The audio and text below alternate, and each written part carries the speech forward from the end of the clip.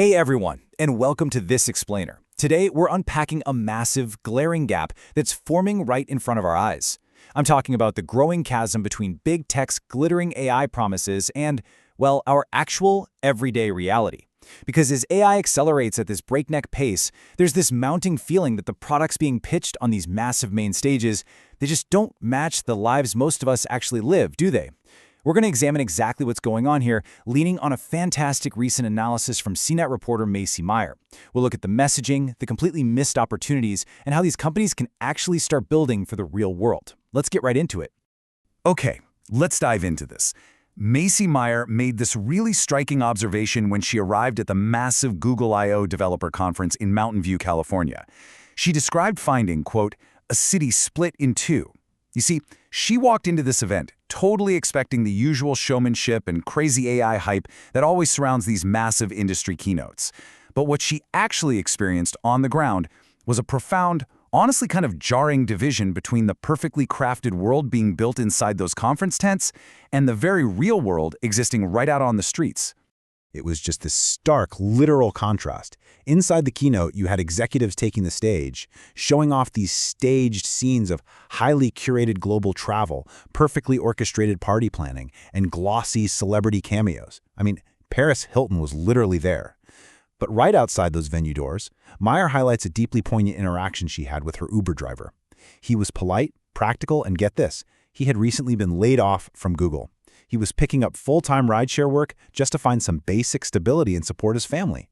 The contrast is just incredible.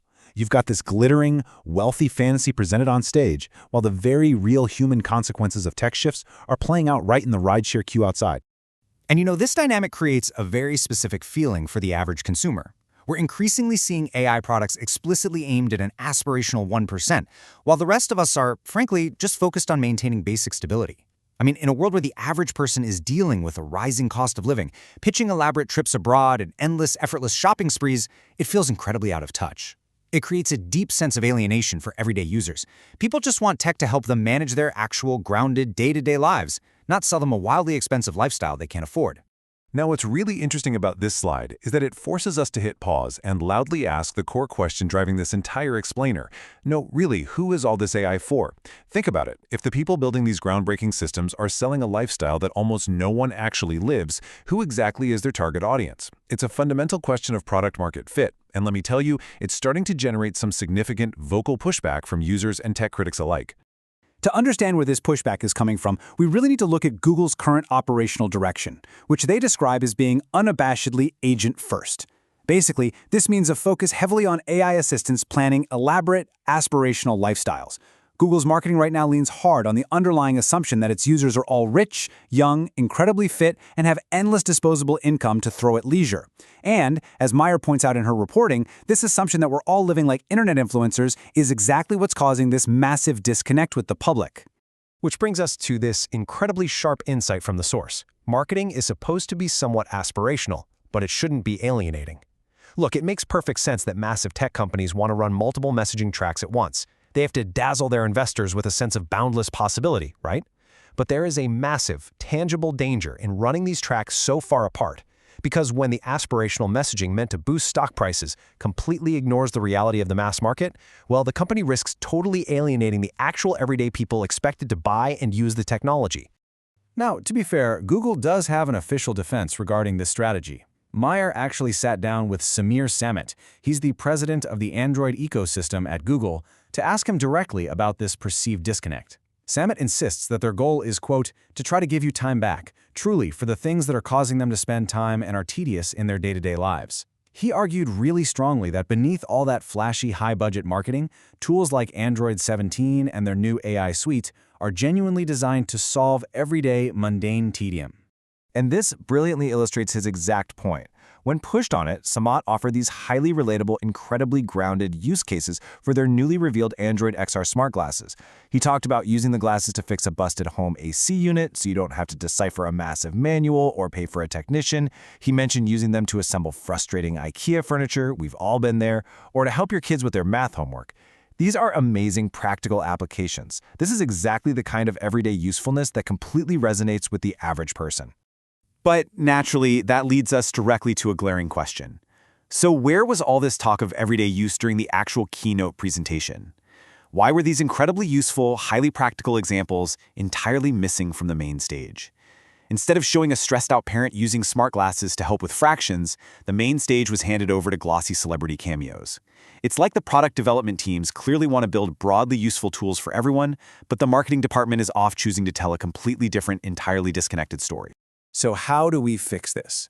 How do we bridge this giant gap between big tech's wildest imaginations and, the other 99% of the world? Pivot with me here from the critique of the problem to concrete solutions, because it really is entirely possible for a massive tech giant like Google to fix its messaging, genuinely align with ordinary people, and still grab those massive headlines they crave to keep investors happy. Let's move to and see how this builds into an actionable plan. Based on Meyer's analysis, we have a clear 3-step guide for the tech industry to actually ground their AI products in reality. These are 3 straightforward ways to make these massive technological leaps feel relevant to the actual lives of everyday consumers. Let's break these down one by one, because honestly, they're absolutely crucial for the future of tech adoption. All right, step 1. Center small, concrete moments in your headline demos. Pick one everyday problem and show exactly how the product solves it from start to finish. We do not need a perfectly lit montage of expensive, hyper-curated European vacations. Instead, show us a nurse pulling up a patient's notes hands-free in a busy, chaotic clinic, or show us a homeowner fixing a leaking pipe under the sink with step-by-step AI guidance. These moments are emotional, they're deeply relatable, and most importantly, they actually prove the tech skills to real life. Moving to step 2. Use real, unpolished users on stage. Look, instead of trotting out a celebrity or a perfectly rehearsed, highly paid executive, invite ordinary people who could actually use the technology in their everyday jobs. Authenticity sells usefulness way better than a celebrity endorsement ever will.